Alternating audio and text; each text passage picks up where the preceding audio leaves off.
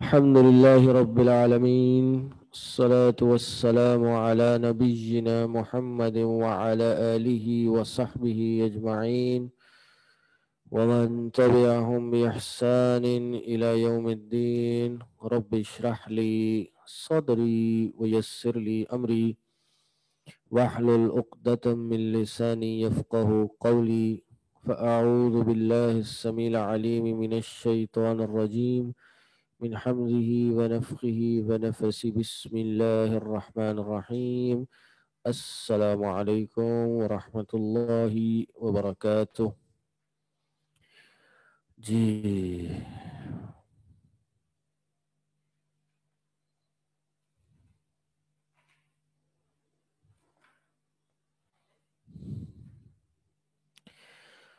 وَإِذَا سَأَلَكَ عِبَادِي عَنِّي فَإِنِّي قَرِيبٌ أُجِيبُ دَعْوَةَ الدَّاعِ إِذَا دَعَانِ فَلْيَسْتَجِيبُوا لِي وَلْيُؤْمِنُوا بِي لَعَلَّهُمْ يَرْشُدُونَ. أُحِلَّ لَكُمْ لَيْلَةَ الصِّيَامِ الرَّفَثُ إِلَى نِسَائِكُمْ هُنَّ لِبَاسٌ لَكُمْ وَأَنْتُمْ لِبَاسٌ لَهُنَّ.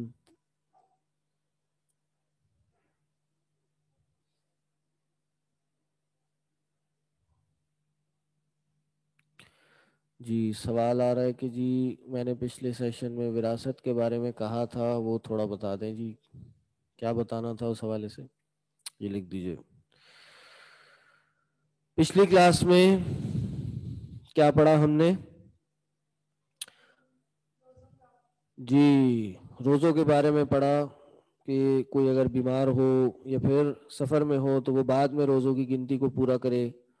اور وراثت وصیت کے مسائل ہم نے پڑھے، اس سے متعلق تقریباً 8 مسائل ہم نے ڈسکس کیے. اور کوئی روزہ نہ رکھ سکے تو کیا کرنا ہے، کوئی بوڑھا ہو جائے تو کیا کرنا ہے، فدیہ دینا ہے. فدیہ کیا ہے؟ ایک بندے کو کھانا کھلانا ہے. فَمَن تَطَوَّعَ خَيْرًا فَهُوَ خَيْرٌ لَهُ. اس کی وضاحت شاید میں نے نہیں کی، یا کی تو شاید کچھ اور کر دی تھی. اس کی وضاحت یہ ہے فَمَن تَطَوَّعَ خَيْرًا فَهُوَ خَيْرٌ لَهُ، یعنی کہ جو مسکین کو کھانا کھلانے سے زیادہ فدیہ ادا کرے، 2 کو کھلائے، 10 کو کھلا دے، 20 کو کھلا دے ایک روزے کے بدلے، تو جو جتنا زیادہ کرے تو وہ اس کے لیے بہتر ہے. ٹھیک. وَأَن تَصُومُوا خَيْرٌ لَكُمْ إِن كُنتُمْ تَعْلَمُونَ، یہ کہ تم روزہ رکھو یہ تمہارے لیے بہتر ہے. اور ایک چیز بڑی اہم ہم نے پڑھی کہ شہر رمضان الذی انزل فیہ القرآن، کہ یہ وہ مہینہ ہے کہ جس میں، یہاں سے پڑھنا ہم نے یا آگے سے پڑھنا ہے؟ آگے سے پڑھنا نا جی. 186 شہر رمضان الذی انزل فیہ القرآن، کہ رمضان وہ مہینہ ہے جس میں قرآن نازل کیا گیا.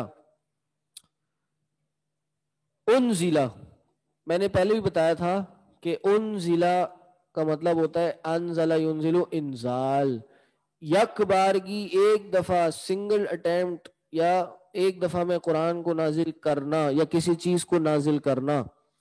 لیکن قرآن تو ہم نے دیکھا 23 سالوں کے عرصے میں نازل ہوا ہے. تو پھر کیا جواب ہے اس کا؟ ہاں، لوح محفوظ پہ قرآن رمضان کے مہینے میں ایک دفعہ لوح محفوظ پہ نازل ایک دفعہ کیا گیا تھا، اور پھر دوسرے مرحلے میں 23 سال کے عرصے میں پورے قرآن کو آہستہ آہستہ تنزیل کے ساتھ اللہ کے نبی صلی اللہ علیہ وسلم پر نازل کیا گیا. یعنی لوح محفوظ سے آسمان دنیا پر قرآن یہ نازل ہوا رمضان کی راتوں میں. کون سی رات تھی وہ؟ 27ویں شب تھی؟ ہاں جی، نہیں، یہ ہمیں نہیں پتا. اللہ نے اس کو اپنے لیے، یعنی نبی صلی اللہ علیہ وسلم نے اس کو واضح نہیں کیا کہ جس میں قرآن کی وجہ سے بھی اور ویسے بھی جو رات ہے وہ کئی ہزار سال کی عبادات سے بہتر ہے. تو قرآن کے ساتھ رمضان کا مہینہ بڑا خاص ہے. سلف صالحین کا روٹین یہ ہوتا تھا پورا سال احادیث کا اہتمام کیا کرتے تھے. امام مالک کے بارے میں آتا ہے کہ پورا سال مسجد نبوی میں بیٹھ کے احادیث پڑھایا کرتے تھے, احادیث کی روایات سنایا کرتے تھے. جیسی رمضان آتا قرآن کی طرف چلے جاتے, صرف قرآن پڑھتے یا قرآن پڑھاتے. نبی علیہ السلام فرماتے ہیں کہ جبریل علیہ السلام ہر سال نبی علیہ السلام کے پاس رمضان میں آتے اور قرآن کا دورہ کرایا کرتے تھے. اور آخری سال نبی صلی اللہ علیہ وسلم جب اس دنیا سے رخصت ہوئے تو کیا ہوا, 2 بار قرآن کا دور کرایا. اس طرح نبی صلی اللہ علیہ وسلم کا فرمان ہے من قام رمضان, جس نے رمضان میں قیام کیا, وصام رمضان, اور رمضان میں روزے رکھے. شرط کیا ہے؟ ایمان و احتساب, ایمان کی حالت میں اور اجر کی حصول کی نیت سے. غفر له ما تقدم من ذنبه, اس کے پرانے جتنے بھی گناہ ہیں, خاصتاً ظاہر جو صغیرہ گناہ ہیں, وہ معاف کر دیے جاتے ہیں. یعنی رمضان کا تعلق قرآن کے ساتھ ہے, قرآن کا تعلق خاص ہے قرآن کے ساتھ. اس لیے کہا رمضان وہ مہینہ ہے جس میں قرآن کو نازل کیا گیا. ہم بھی رمضان میں کیا کرتے ہیں, تراویح کیوں پڑھتے ہیں؟ کیونکہ رمضان میں نماز پڑھنے کا بھی ثواب زیادہ ہے, اور قرآن کا تو ظاہر تعلق ہے ہی گہرا. نبی علیہ السلام کے بارے میں اما عائشہ کیا فرماتی ہیں کہ رمضان ہو یا غیر رمضان 11 رکعت سے نماز نہیں کرتے تھے. انہوں نے رمضان کا خاص ذکر کیا. کیوں کیا بھائی؟ رمضان ہو یا غیر رمضان, یہ رمضان میں زیادہ اہتمام کرنا ہے. جناب عمر رضی اللہ عنہ کے زمانے میں, یعنی ان کی خلافت کے زمانے میں, وہ مسجد نبوی میں گئے تو لوگ کچھ یہاں گروپ نماز پڑھ رہا تھا, ایک گروپ وہاں پڑھ رہا تھا, ایک گروپ یہاں پڑھ رہا تھا. تو نے کہا یہ کیسے سب الگ الگ نماز پڑھ رہے ہیں؟ تو انہوں نے سب صحابہ کو ایک جگہ جمع کیا اور ابی بن کعب اور تمیم الداری کو نماز تراویح پڑھانے کا حکم دیا. اور احادیث میں آتا ہے, موطا امام مالک کی روایت ہے, انہوں نے 11 رکعت تراویح کا حکم دیا تھا. بہرحال قرآن کا کافی گہرا تعلق ہے کس کے حوالے سے؟ رمضان کے حوالے سے. جتنا ہو سکے انسان کو رمضان میں قرآن پڑھنا چاہیے, اور بڑے اچھا وقت اوقات مل جاتے ہیں انسان کو رمضان میں. ہمارے یہاں چونکہ ایک مسلم کنٹری ہے, اللہ کا شکر ہے, تو ہمارے یہاں بہت لوگوں کے روٹین ایسے بنے ہوتے ہیں, آفس کے آورز بڑے شارٹ ہو جاتے ہیں, اسکولس کے یونیورسٹیز کے ٹائمنگز بعض اوقات شارٹ ہو جاتے ہیں. تو اس میں انسان کو بہت ٹائم مل جاتا ہے کہ انسان مارکیٹیں ایٹ لیسٹ شروع کے 15 دن بند ہوتی ہیں افطاری کے بعد, تو اس وقت انسان کے پاس ٹائم ہوتا ہے. صبح سحری کے وقت, سحری سے پہلے, سحری کے بعد, فجر کے فوراً بعد انسان قرآن پڑھ سکتا ہے. فمن شہد منکم الشہر فلیصم ومن کان مریضا وعلی سفر فعدۃ من ایام اخر وَإِذَا سَأَلَكَ عِبَادِي, اِذَا سَأَلَكَ عِبَادِي, جب بھی تم سے میرے بندے پوچھیں. اِذَا سَأَلَكَ عِبَادِي, جب تمہیں بندے, میرے بندے پوچھیں. عباد بندے, عبادی میرے بندے پوچھیں, عنی میرے حوالے سے, فَإِنِّي قریب. یہاں ایک غور کرنے کا نقطہ یہ ہے, اگلا پیج نظر آ رہا ہے آپ کو؟ اگلے رکوع کی پہلی آیت کو دیکھیے, کیا ہے؟ یسألونک عن الاہلہ, وہ آپ سے اہلہ کے بارے میں پوچھیں گے. اہلہ کس کو کہتے ہیں؟ چاند کو کہتے ہیں. وہ آپ سے چاند کے بارے میں پوچھیں گے. قل, اے نبی آپ کہہ دیجئے, ہاں آپ کہیے, اس کا جواب دیا. اسی طرح قرآن کے کئی مقامات پہ اس طرح سے آیا کہ یسألونک, ہاں جی عن الانفال, آپ کیا کہہ رہی ہیں؟ مجھے آواز نہیں آ رہی, کیا کہہ رہی ہیں؟ ہاں, یسألونک عن المحیض, وہ آپ سے حیض کے بارے میں پوچھتے ہیں, آپ جواب دیجئے. قل یسألونک عن الشہر الحرام, قل آپ کہیے. یسألونک, اور کیا پوچھا؟ یسألونک, میری بھی ذہن سے نکل گیا. بہرحال قرآن کے یسألونک عن الروح قل الروح من امر ربی, کہ آپ سے وہ روح کے بارے میں پوچھتے ہیں, آپ جواب دیجئے. لیکن یہاں کیا ہوا یسألونک کی جگہ کہا سألک، اور کہا کہ انہوں نے آپ سے آ کے میرے بارے میں پوچھا، قل، آپ نے یہ نہیں کہا اللہ تعالیٰ نے کہ آپ کہیے، اللہ نے فوراً سے خود جواب دیا، یعنی انی قریب، کہہ دیجئے میں قریب ہوں، میں قریب ہوں. یعنی اس معاملے کی اہمیت اتنی تھی، اللہ کا اپنے بندے کے قریب ہونا یہ بتانا اتنا ضروری تھا کہ اللہ نے قل کا صیغہ استعمال نہیں کیا، بلکہ خود ہی جواب دیا کہ بے شک میں قریب ہوں. قریب کا کیا مطلب ہے؟ اللہ بذات خود ہمارے ساتھ ہے؟ نہیں، اللہ صفات کے ساتھ، اللہ اپنی سمع بصر کے ساتھ، اللہ ہمیں مضبوط کرنے کے ساتھ ہمارے ساتھ ہے. کس طرح ساتھ ہے وہ بھی آگے بتایا، اجیب دعوت الداعی، میں جواب دیتا ہوں دعوت کا، الداعی پکارنے والے کی دعوت کا، اذا دعانی جب بھی وہ مجھے پکارتا ہے. ان ایک ایک الفاظ میں نا کئی سمندر چھپے ہوئے ہیں، بڑی گہرائی ہے.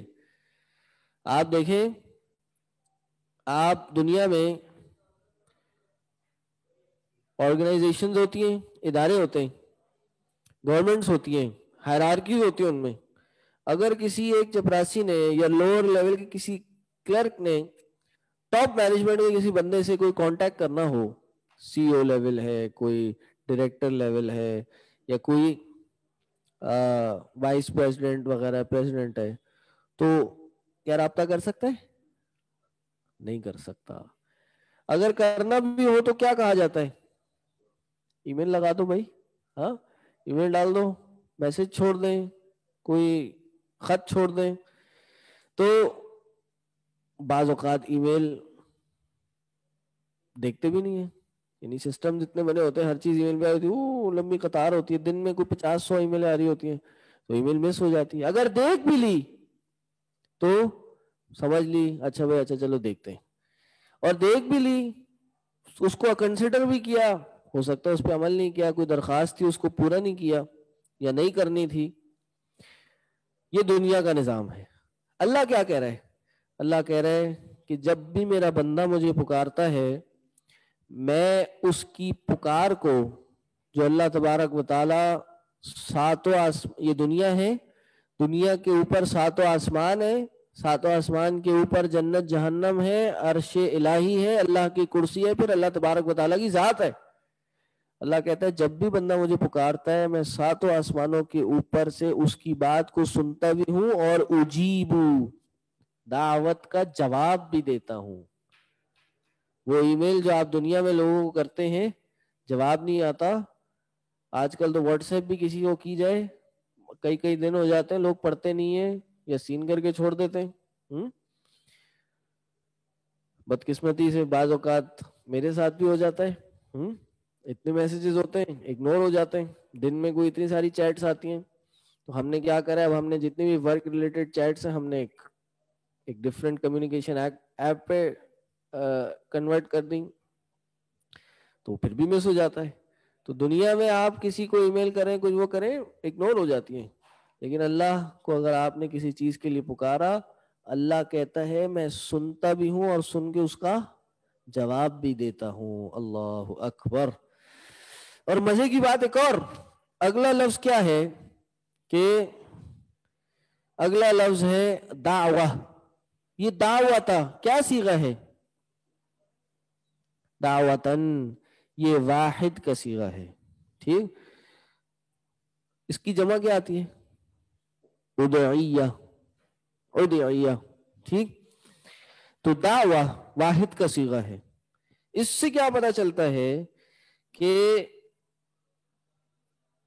ایک دفعہ کی دعا بھی اگر انسان کرے تو اللہ اس کو سن کے جواب دے دیتا ہے. کہ اجیب دعوت الداعی، یہ اللہ نے شرط نہیں لگائی کہ دعائیں قبول کرنے میں کہ انسان کو 25-30 دفعہ کرے، 100-200 دفعہ کرے گا تب میں قبول کروں گا. وہ الگ بات ہے، اللہ کو پسند یہی ہے، اللہ چاہتا یہی ہے انسان سے کہ انسان بار بار اللہ سے دعا کرے، گڑ گڑائے، آنسو بہائے، اپنی عاجزی انکساری کا اللہ کے آگے اظہار کرے کہ اللہ میں کچھ بھی نہیں ہوں، اور اللہ جب تک تو نہیں دے گا. وہ کیا دعا کی تھی آدم علیہ السلام نے؟ ربنا ظلمنا انفسنا، اے اللہ ہم نے اپنے نفسوں پر ظلم کیا، وَإِن لَمْ تَغْفِرْ لَنَا، اے اللہ اگر تو معاف نہیں کرے گا، وَتَرْحَمْنَا، اور تو رحم نہیں کرے گا، لَنَكُونَنَّ مِنَ الْخَاسِرِينَ، تو ہم خسارہ پانے والوں میں سے ہو جائیں گے.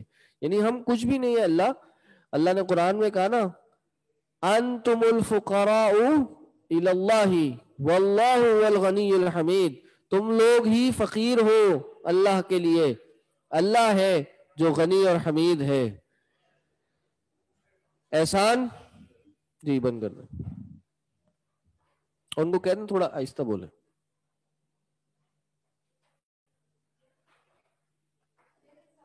پورا بند کر دیں. جی جی بند کر دیں اور ان سے تھوڑا آہستہ بولیں، کلاس چل رہی ہے. جزاک اللہ. جی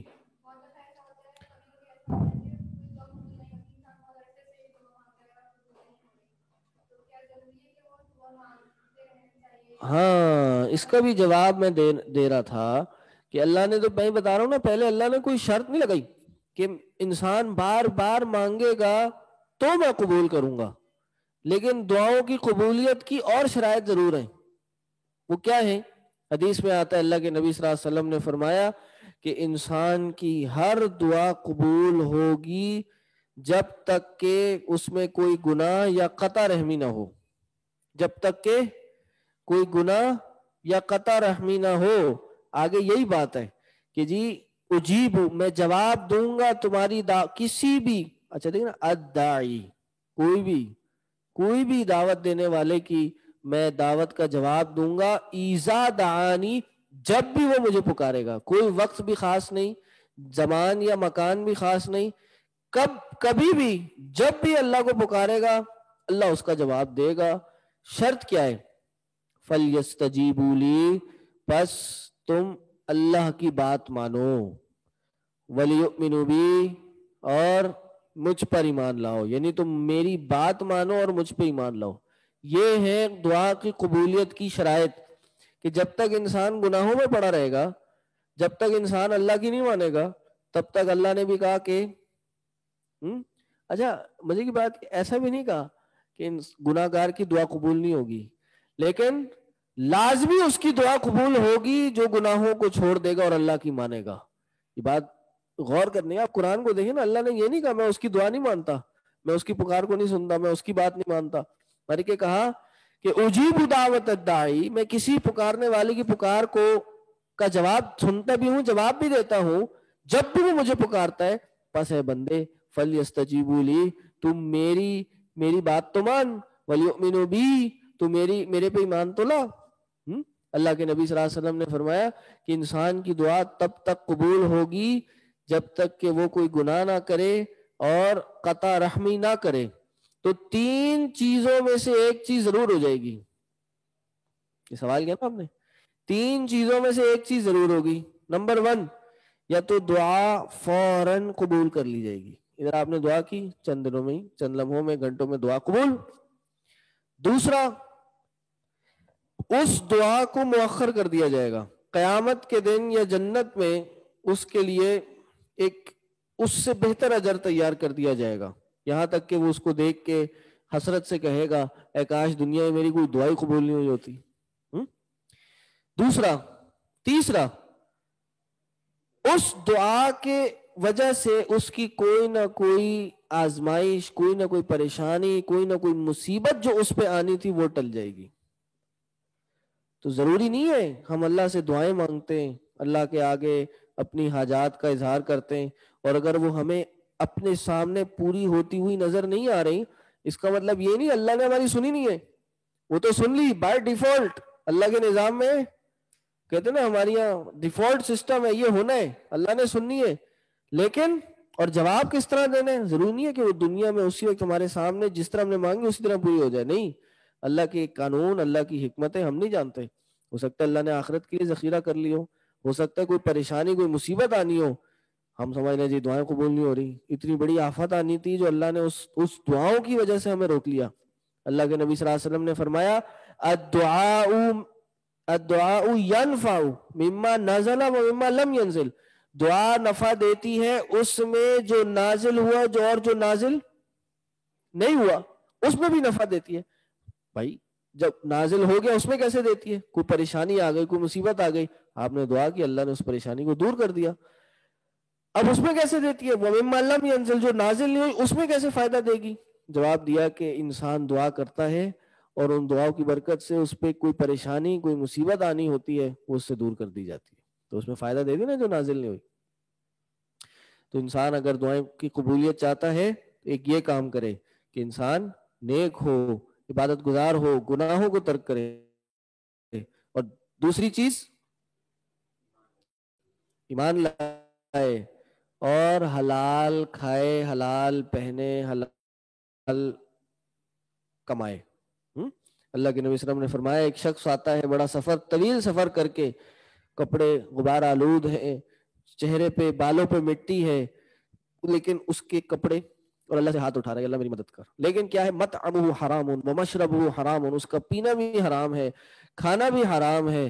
انا یستجاب لہ, اس کو کیسے اس کی دعاؤں کو قبول کیا جائے گا؟ وہ کیسے اللہ سے اپنی دعاؤں کی قبولیت کا اظہار کر رہا ہے؟ تو ایک تو یہ چیز انسان کہ اللہ کی مانے, اور دوسری شرط یہ بتائی کہ اللہ دعاؤں کے قبول ہونے میں جلدی نہ کرے. حدیث میں یہ بھی آتا ہے, اللہ کے رسول صلی اللہ علیہ وسلم نے فرمایا کہ انسان کی دعا قبول کی جائے گی جب تک کہ وہ اس میں جلدی نہ کرے. آپ نے دعا مانگی, اگلے دن دعا قبول ہوئی, آپ مایوس ہو کے بڑے بھائی تو سنتا ہی نہیں ہے. نہیں, ایسے نہیں ہوتا. یہ مثال بڑی اچھی دی ایک عالم دین نے. انہوں نے کہا کہ میرے 2-3 بچے, ایک کوئی 12-13 سال کا, کوئی 5-6 سال کا, اور ایک بچہ ہے 3-4 سال کا. یہ کہ آپ کو کیا لگتا ہے میں کس کی بات سب سے زیادہ مانتا ہوں؟ تو انہوں نے کہا بھائی میں سب سے چھوٹے والے کی بات زیادہ مانتا ہوں. کہا کیوں؟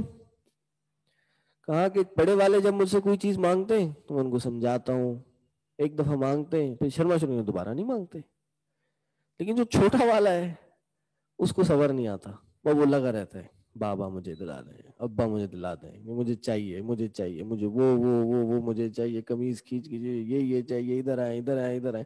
اس کو تھوڑی سمجھ آتی, اور پھر میں مجبور ہوں بھائی یہ لو لے لو.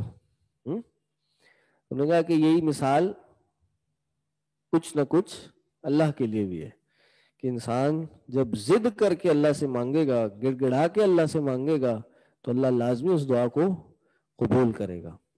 پھر دعاؤں کے کچھ قبولیت کے اوقات ہوتے ہیں, ٹھیک, کون کون سے؟ سب سے زیادہ قبولیت کا وقت کون سا ہے؟ تہجد کا وقت. اللہ اکبر. تہجد از بلینک چیک. اللہ کہتا ہے کہ اللہ آخری رات کے آخری پہر میں آسمان دنیا پہ آتا ہے اور کہتا ہے کہ جی کون ہے جو مجھ سے مغفرت مانگے اور میں اسے معاف کروں, کون جو مجھ سے مانگے میں اسے عطا کروں. سلف کہتے ہیں کہ دنیا میں اگر انسان کو کوئی چیز بڑی شدت سے چاہیے نا, اور وہ اس کے لیے تہجد نہیں پڑھ رہا, اس کا مطلب اس کو نہیں چاہیے, اس کا مطلب نہیں چاہیے اس کو. کیونکہ واقعتاً اگر اس کو چاہیے ہوتی تو اٹھتا, تہجد پہ اٹھتا, 2 رکعت نماز پڑھتا, پھر اللہ سے گڑ گڑا کے دعا کرتا. اسی طرح سلف کہتے ہیں, امام شافعی کا قول ہے کہ تہجد میں کی ہوئی دعا آسمان میں تیر کی طرح جاتی ہے, تیر کی طرح جاتی ہے. تو یہ ایک تہجد کا وقت ہے دعاؤں کی قبولیت کا, رمضان میں روزوں کے بعد کا. اسی طرح نماز کے بعد, نیکیوں کے بعد کا وقت ہے دعاؤں کی قبولیت کا. اذان اور اقامت کے بیچ کا وقت ہے دعاؤں کی قبولیت کا. تو دعاؤں کا انسان کو خاص اہتمام کرنا چاہیے. اللہ کے نبی نے فرمایا الدعاء هو العبادہ, دعا ہی اصل عبادت ہے. کوئی عبادت دنیا میں ایسی نہیں ہے جو دعا سے خالی ہو. قرآن کھولیں, قرآن کی پہلی سورت بھی دعا ہے, آخری سورت بھی دعا ہے. قرآن کا آغاز بھی دعا سے, اختتام بھی دعاؤں سے. انبیاء جیسی ہستیاں دعائیں کرتی تھیں. ربنا ظلمنا انفسنا، یوسف علیہ السلام کی دعا، نبی علیہ السلام کی دعائیں دیکھیں آپ، کتنی دعائیں سکھا دی نبی صلی اللہ علیہ وسلم، خود دعائیں مانگا کرتے تھے. یعنی دنیا کی اسٹریٹجیز ایک طرف، دنیا کے معاملات پلاننگ ایک طرف، اور نبی علیہ السلام کی دعائیں مانگنا یا ایک انسان کی دعائیں مانگنا ایک طرف. اگلے دن بدر کا معرکہ تھا، بدر کے میدان میں تھے نا موجود، صبح بدر کی جنگ ہونی تھی. یہ تو جنگ ہو رہی ہے بھائی. آپ لوگ نے کبھی ایونٹ آرگنائز کیا ہوگا، کوئی اپنے گھر کا، کوئی شادی بیاہ یا کوئی بھی ادارے میں، کسی آرگنائزیشن میں کوئی بھی ایونٹ یا کوئی فنکشن آرگنائز کیا ہو تو کتنا کام ہوتا ہے. رات کو انسان کو کتنی ٹینشن ہوتی ہے، ساری ساری رات لگاتے ہیں لوگ، سوتے نہیں ہیں، کہتے ہیں بھائی 2 دن سے نہیں سوئے اس چیز کو سکسیسفل بنانے میں. تو بدر میں تو کیا تھا بھائی، اگلے دن جنگ تھی، جان کا سوال تھا. لیکن نبی صلی اللہ علیہ وسلم رات کو کیا کر رہے ہیں، اللہ کے آگے دعائیں کر رہے ہیں. اور دعا بھی کیا کر رہے ہیں، اللہ یہ اگر تھوڑی چھوٹی سی جماعت اس دنیا میں اب نہیں رہی تو تجھے پکارنے والا اے اللہ کوئی نہیں ہوگا. یعنی اس رات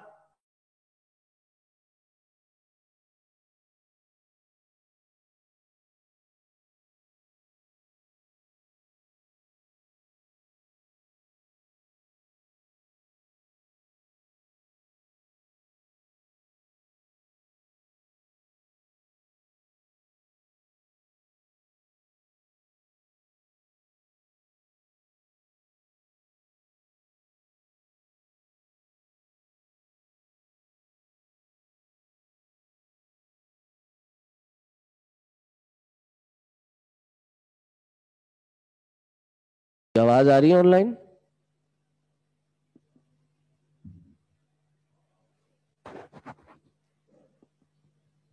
آپ لوگ کے سوال مٹ گئے، آپ لوگ دوبارہ ٹائپ کر دیں تاکہ میں پڑھ لوں بعد میں. جی آگے کیا ہے، احل لکم لیلۃ الصیام الرفث الی نسائکم، حلال کر دیا گیا ہے تمہارے لیے رمضان کی راتوں میں الرفث الی نسائکم، ازدواجی معاملات کرنا اپنی عورتوں کے ساتھ. اصل شروع اسلام میں جو آج ہمارا روزہ ہے فجر سے لے کے مغرب تک، تو اس زمانے میں کیا تھا، شروع میں عشاء سے لے کے اگلے دن کی مغرب تک.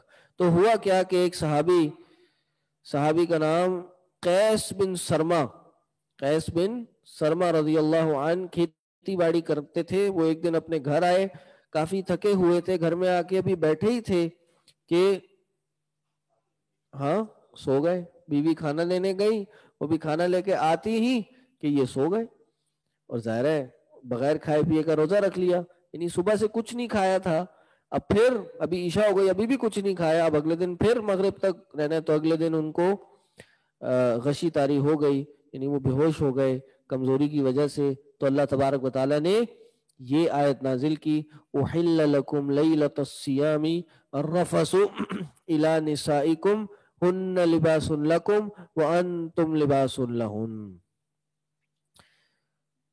وہ تمہارے لباس ہیں اور تم ان کا لباس ہو، یعنی تم ان کے بغیر نہیں رہ سکتے، تم ان کے بغیر، وہ تمہارے بغیر نہیں رہ سکتی، یہ تمہارا لباس ہے. ایک تو یہ معنی مرد عورت کسی کے بغیر ایک دوسرے، یعنی ایک فطرتی نظام ہے کہ ایک سوشل نظام اللہ نے بنایا ہے کہ ایک فیملی سٹرکچر، ایک سوسائٹی ہی پروان نہیں چڑھے گی جب تک ایک مرد اور عورت کا ایک تعلق قائم نہ ہو. کہا وہ تمہارا لباس ہے اور تم ان کا لباس ہو. اس کا ایک معنی تو یہ ہے. دوسرا معنی یہ ہے کہ جیسے لباس آپ پہنتے ہیں تو آپ کا لباس آپ کے جسم کا ہر اعضاء مطلب دیکھ سکتا ہے یا اس پہ ظاہر ہوتا ہے، اسی طرح شوہر اور بیوی بھی پورے ایک دوسرے کے جو جسم ہے اس کے لیے ان کے لیے حلال ہے، اس میں کوئی ریسٹرکشن کسی قسم کی نہیں ہے. اما عائشہ رضی اللہ عنہا فرماتی ہیں کہ میں اور نبی صلی اللہ علیہ وسلم ایک ہی برتن میں غسل کیا کرتے تھے. اور ایک حدیث میں آتا ہے کہ اما عائشہ نے، یعنی اس کے کانٹرڈکٹنگ ایک حدیث بتائی جاتی ہے کہ اما عائشہ نے نبی علیہ السلام کی جو شرمگاہ تھی اس کو کبھی نہیں دیکھا یہ حدیث ضعیف ہے اور یہ ابن ماجہ میں ضعیف ابن ماجہ میں موجود ہے. ایسا نہیں ہے، بلکہ اماں عائشہ کی دوسری حدیث موجود ہے کہ میں اور نبی صلی اللہ علیہ وسلم ایک ہی برتن میں غسل کیا کرتے تھے. تو ایک دوسرے کا لباس ہے. دوسرا معنی یہ ہے کہ ایک دوسرے کی، جیسے لباس انسان کے جسم کو چھپاتا ہے، اسی طرح بیوی بھی اپنے شوہر کے عیبوں کو چھپائے اور شوہر بھی اپنی بیوی کے عیبوں کو چھپائے. اسی طرح اب عیبوں کو چھپائے کیسے ہوگی؟ کیونکہ پتہ ہوگا. یعنی لباس انسان کے ہر جسم کے حصے پہ ظاہر ہوتا ہے، اس طرح عورت بیوی شوہر کے اور شوہر بیوی کے بھی ہر طرح کے معاملات پہ ظاہر ہوتے ہیں. ایک معاملہ. دوسرا معاملہ عیبوں کو بھی چھپائے. دوسرا اپنے جو پرسنل میٹرز ہیں، جو ذاتی معاملات ہیں، خاصتاً ازدواجی تعلقات، ان کو کسی کے آگے ظاہر نہ کرے. یہ ایک گناہ ہے، بلکہ کبیرہ گناہوں میں سے بھی ہو سکتا ہے کہ ایک انسان اپنے بیوی یا بیوی اپنے شوہر کے ساتھ جو بھی ان کی ایک آپس کے تعلقات ہیں، اس کو دوسری عورتوں تک یا مردوں تک ان کے سامنے بتائے. یہ جائز نہیں ہے. ہن لباس لکم وانتم لباس لہن، جیسے آپ ایک وہ ان کے لیے لباس ہیں اور یہ بھی ان کے لیے لباس ہیں. چوتھا معنی یہ ہے کہ حفاظت. آپ نے بھی ان کی حفاظت کرنی ہے، انہوں نے بھی آپ کی حفاظت کرنی ہے.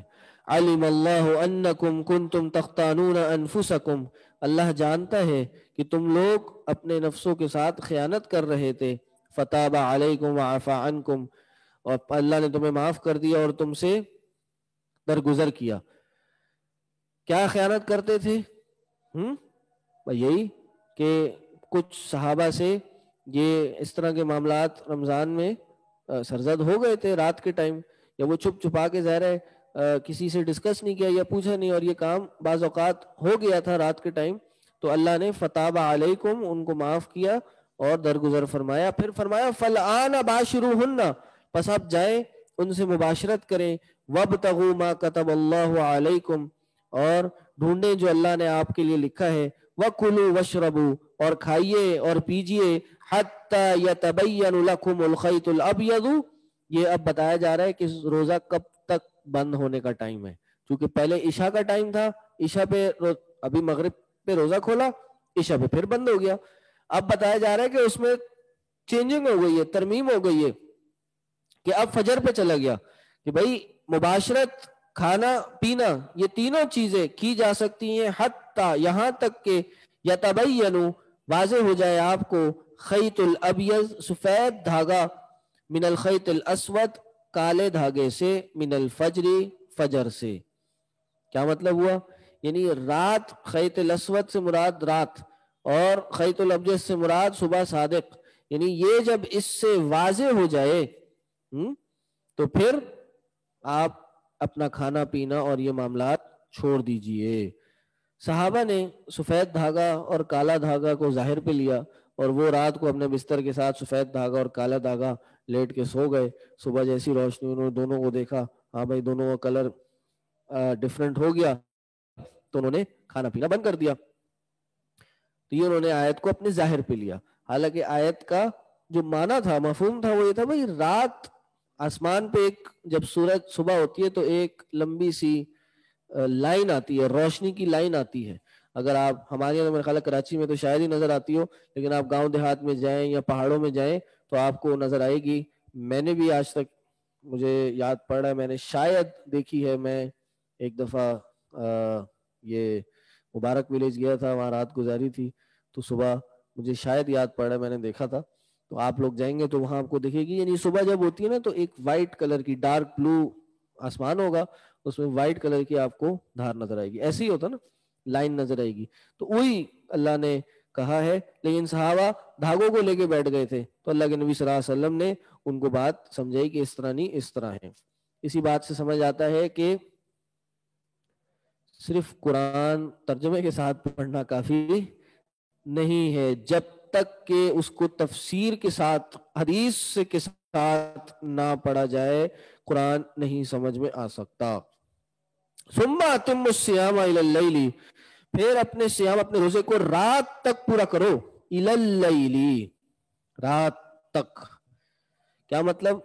الی اللیل یعنی رات ابھی شروع ہوئے، جیسی شروع ہو تم اپنا کھانا کھا لو.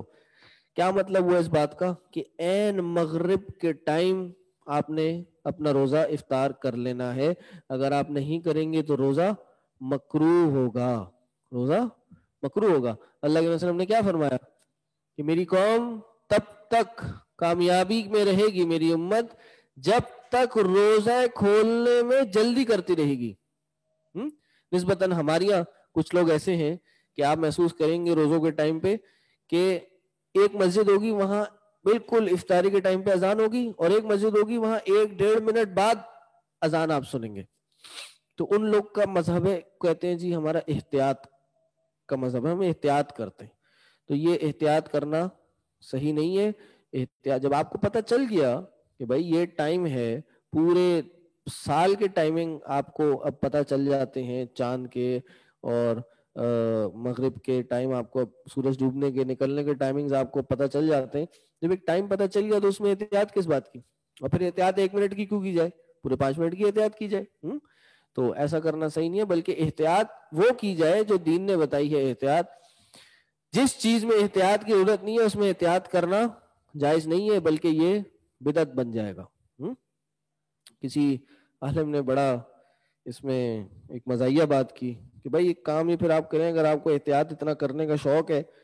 وہ کہتے ہیں نا کہ جی ہو سکتا ہے ابھی روزہ نہ کھلا ہو سکتا ہے ابھی افطاری کا ٹائم نہ ہوا ہو، تو آپ ان کو کہیں بھائی آپ ایک کام کریں، آپ شادی شدہ ہیں؟ کہا جی ہاں. کہ آپ ایک کام کریں، آپ جائے اپنا نکاح دوبارہ پڑھیں. کہا جی کیوں بھائی؟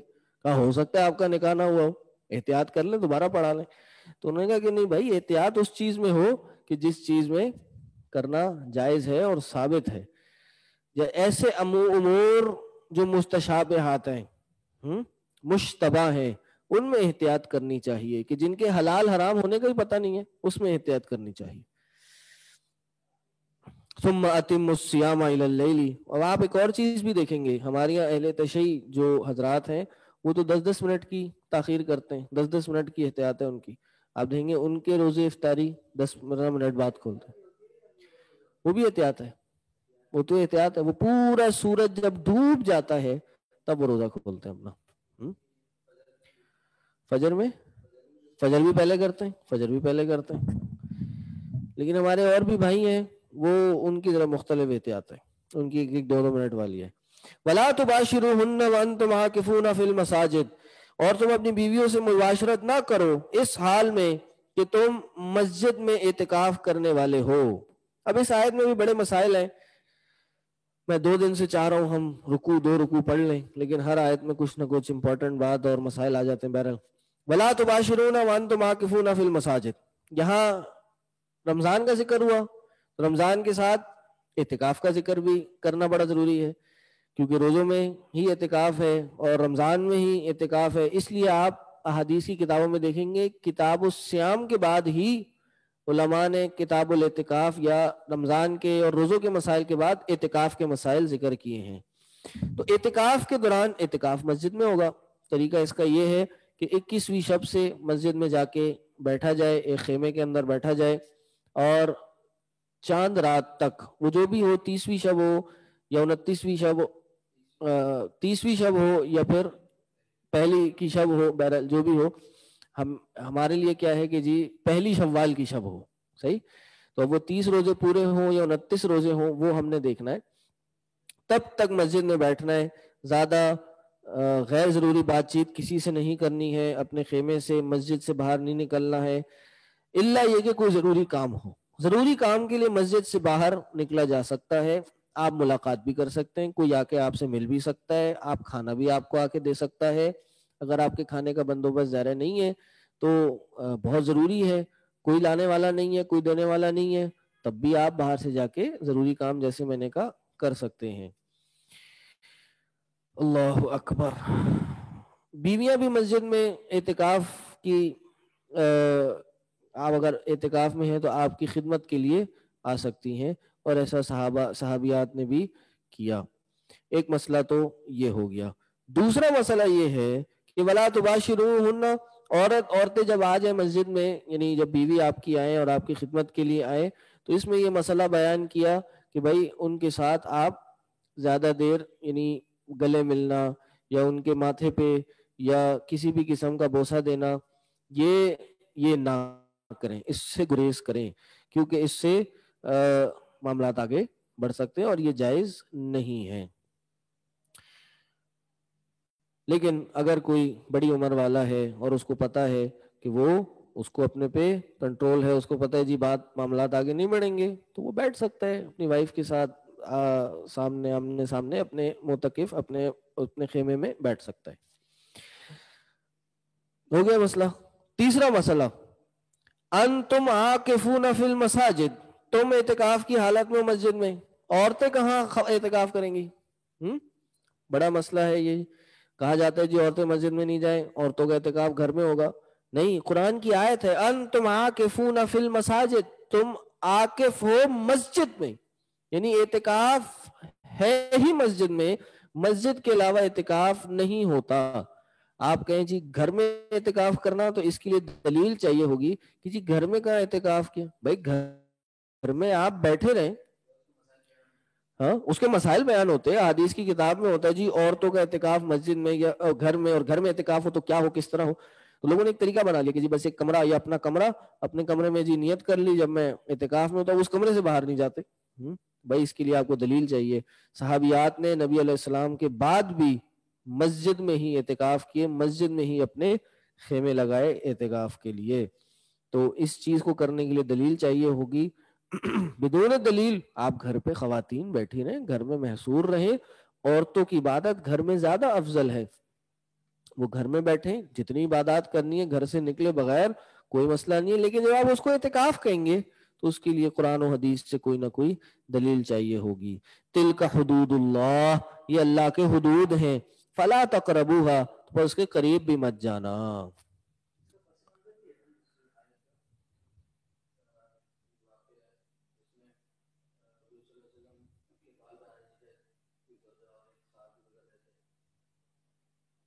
وہ تو اماں عائشہ آئی تھی نا، نبی علیہ السلام نے جہاں پہ اعتکاف کیا تھا مسجد میں، جس حجرہ خیمہ بنایا تھا، وہی کھڑکی اماں عائشہ کے حجرے میں کھلتی تھی۔ تو اللہ کے نبی صلی اللہ علیہ وسلم نے سر اپنا پیچھے کیا تو اماں عائشہ پھر ان کے سر میں تیل لگا رہی تھی اور بالوں کو دھو رہی تھی۔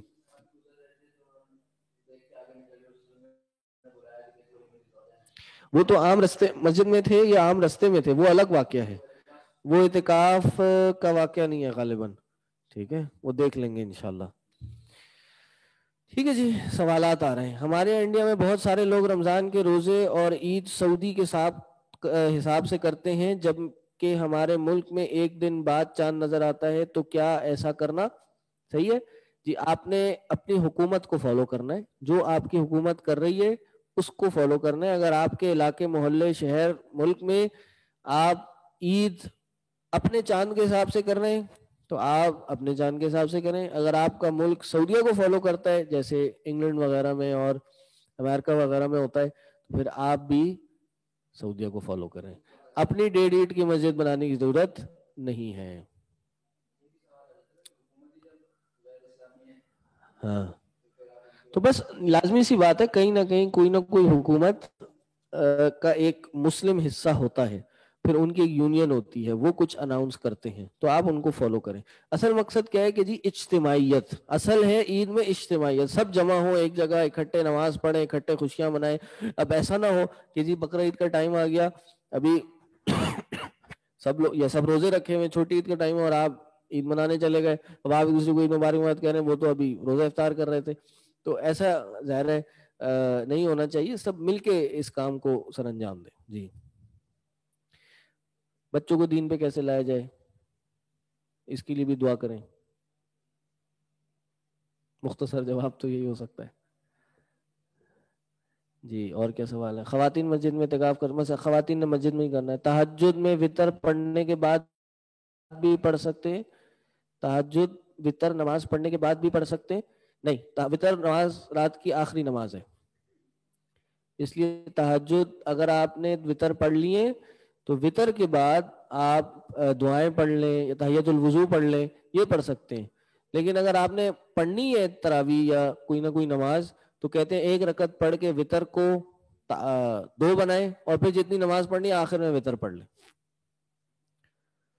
جی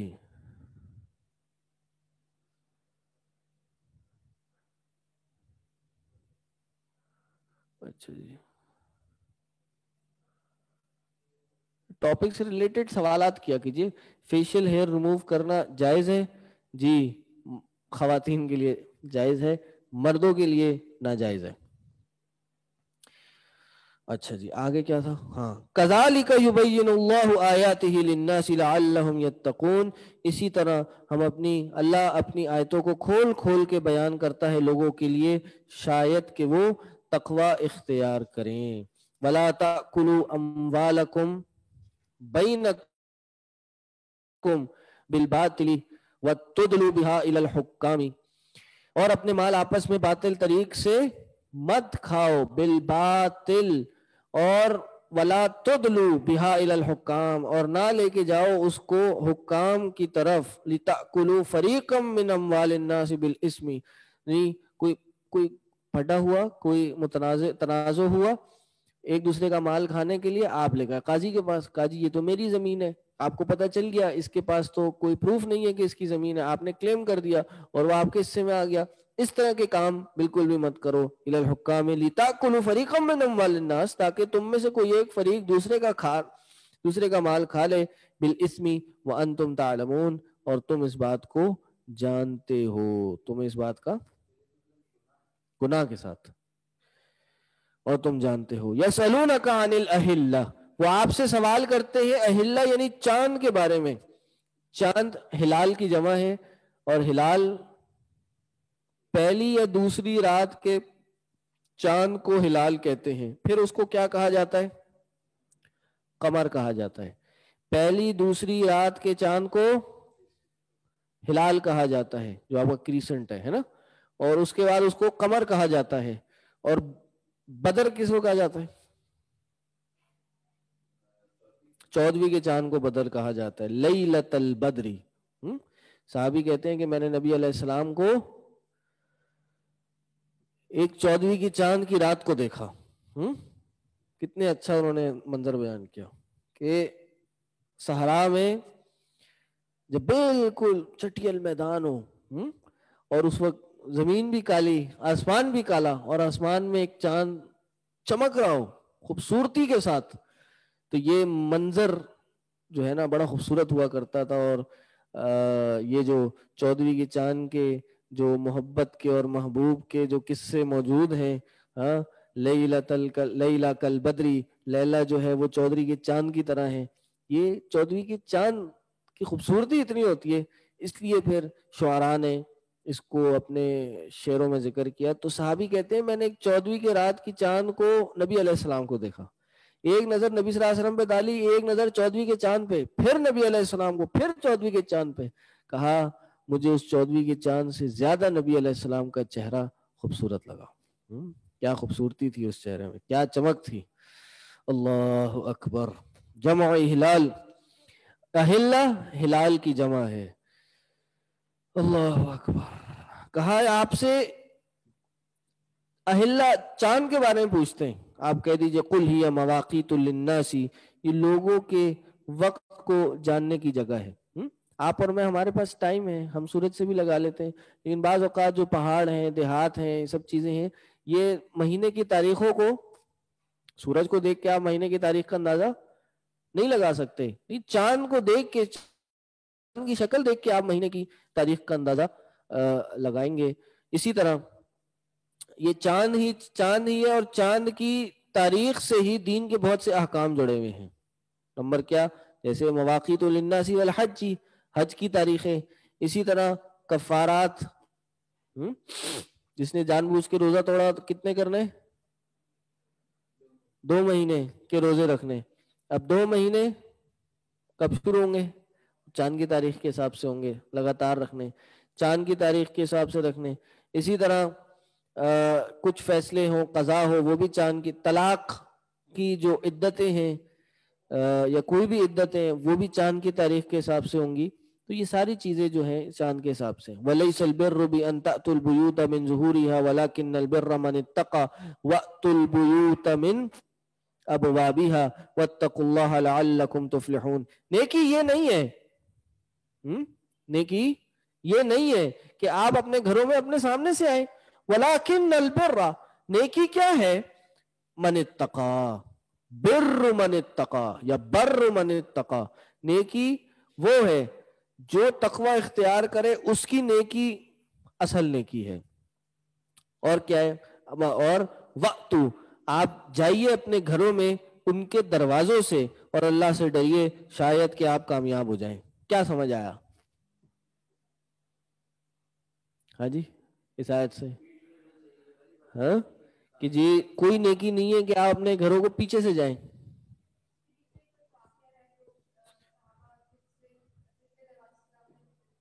کیا کرتے تھے؟ ہاں لیکن یہی اہمیت ہے حدیث کی. جب تک آپ کو حدیث نہیں ہوگی پتا تب تک آپ اس آیت کی تفسیر نہیں کر سکتے. اصل میں تھا کیا کہ جو مشرکین مکہ تھے وہ مشرکین مکہ یا ایام جاہلیت میں غالباً پہلے کیا کرتے تھے کہ وہ جب حج کے لیے نکلتے تو اگر کسی کام کے لیے واپس اپنے گھر میں آنا ہوتا تو وہ گھر میں سامنے سے آنے کو گناہ سمجھتے تھے. تو وہ کیا کہتے تھے, بھائی گھر میں جب اگر داخل ہونا ہے کسی کام کے لیے تو پیچھے سے داخل ہو.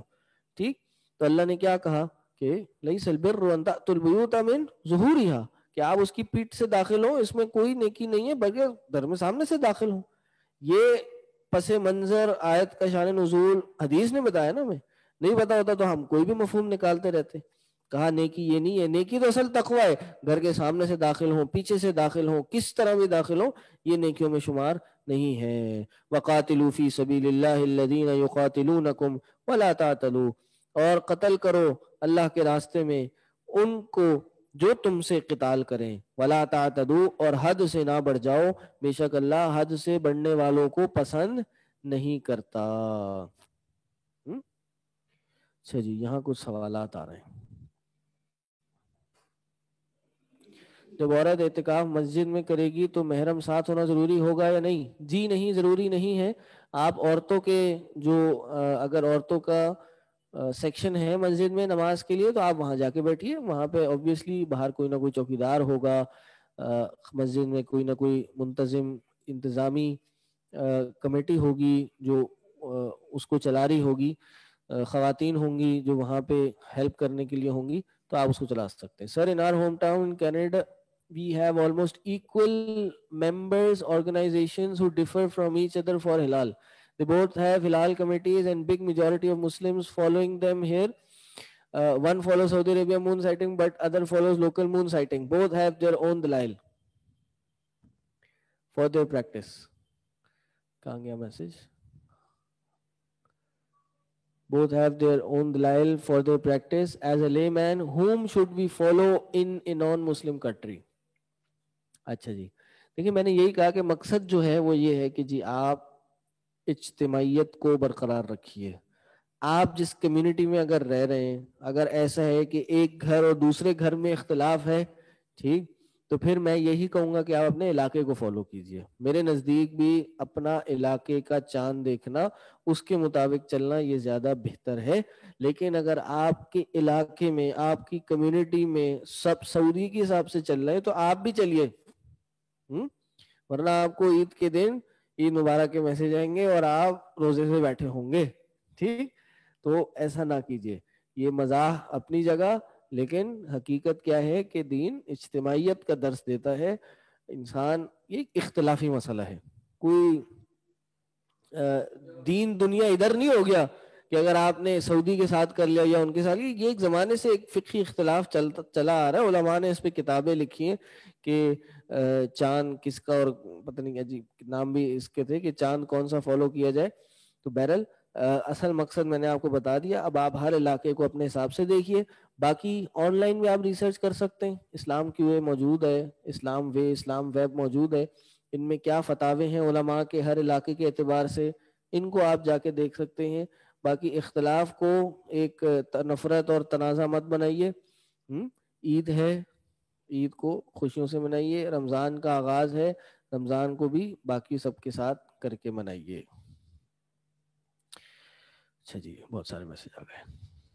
تہجد کے لیے اول وقت میں قائم کرنا ضروری ہے. قیام کرنا اول وقت میں، اگر فجر سے 20-25 منٹ پہلے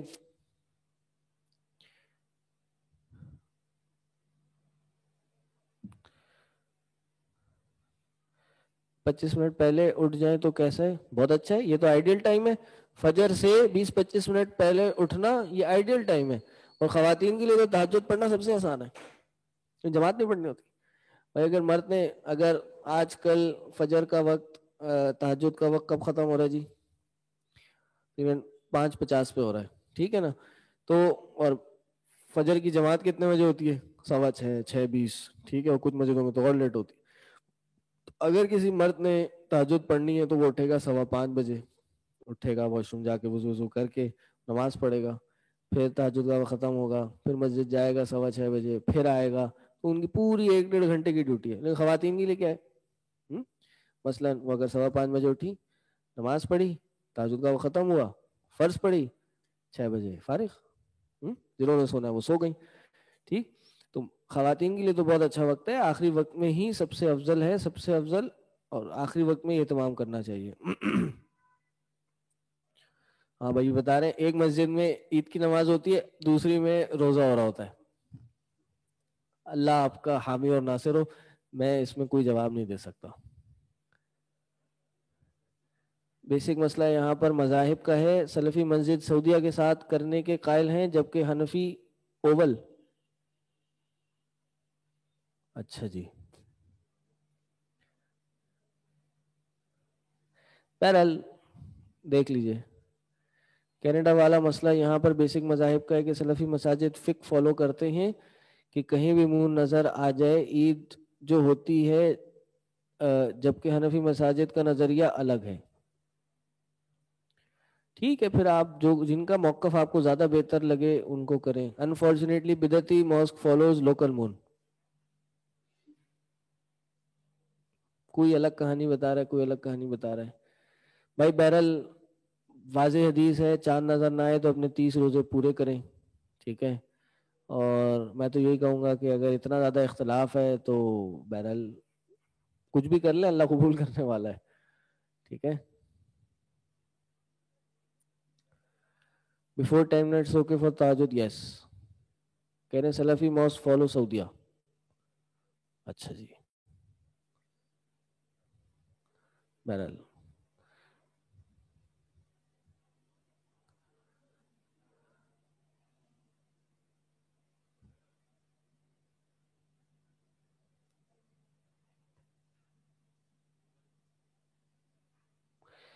ہماری حکومت جو چاند کی تاریخ کے بجائے کیلنڈر بنانے کی بات کر رہی ہے. لیکن مجھے نہیں پتا کہ کیوں کر رہی ہے. پرابلی ہو سکتا ہے کہ وہ چاند کے موومنٹ کو اسیس کر رہے ہوں اور اسی کے اکارڈنگ ہی ایک کیلنڈر بنا رہے ہوں. ٹھیک ہے. غالباً یہ فواد چودھری صاحب نے ان کی یہ ایجاد ہے، اور بہرحال ایک اچھی ایجاد اگر ہے تو اس کو سراہنا چاہیے. اگر وہ چاند کے موومنٹ کو فالو کر رہے ہیں اور پیچھے سے ایک پریڈکٹڈ ڈیٹ دے رہے ہیں تو فبیہا فالو کریں. لیکن حجت وہی ہے، صوموا لرؤیتی وافطروا لرؤیتی. روزہ رکھیے اپنے چاند کو دیکھ کر اور افطار کیجئے چاند کو دیکھ کر. بہرحال اس عید پہ ایک بہت بڑا پھڈا بھی ہوا تھا مفتی منیب اور فواد چودھری صاحب کے درمیان. ہاں مفتی منیب کو ہٹا دیا. بہرحال اللہ مالک ہے. بہرحال پاکستان والے تو ایک ہی عید کرتے ہیں سوائے پشاور والوں کے. تو جو اگر کوئی پشاور میں رہ رہے ہیں تو بھائی وہ پشاور والوں کے ساتھ عید کرے، جو پاکستان کے پورے خطے میں رہ رہے ہیں وہ باقیوں کے ساتھ عید کرے.